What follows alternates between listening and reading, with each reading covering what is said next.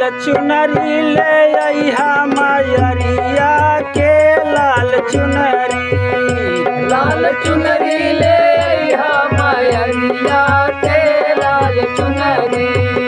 लाल चुनरी ले अइहा मयरिया के लाल चुनरी। लाल चुनरी ले अइहा मयरिया के लाल चुनरी। लाल चुनरी ले अइहा मयरिया के लाल चुनरी। लाल चुनरी ले अइहा मयरिया के लाल चुनरी। करिह नाही बहाना पिया सुल्तापुर जाना बतिया बोलिहा करान लाल चुनरी।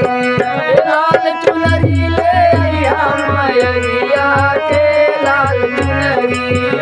लाल चुनरी ले अइहा मयरिया के लाल चुनरी। लाल चुनरी ले अइहा मयरिया के लाल चुनरी। लाल चुनरी ले अइहा मयरिया के लाल चुनरी। लाल चुनरी ले अइहा मयरिया के लाल चुनरी। इहा सोलहो सिंगार रहे अड़उल के हार माई आवत घर लाल चुनरी। लाल चुनरी ले अइहा मयरिया के लाल चुनरी। लाल चुनरी ले अइहा मयरिया के लाल चुनरी।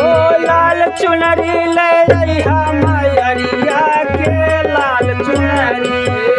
लाल चुनरी ले अइहा मयरिया के लाल चुनरी।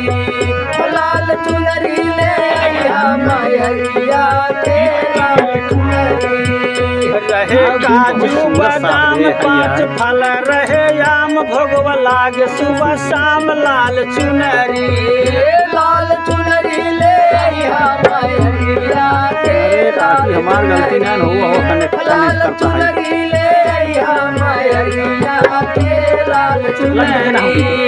लाल चुनरी ले अइहा मयरिया के लाल चुनरी। लाल चुनरी ले अइहा मयरिया के लाल चुनरी। लाल चुनरी ले अइहा मयरिया के लाल चुनरी।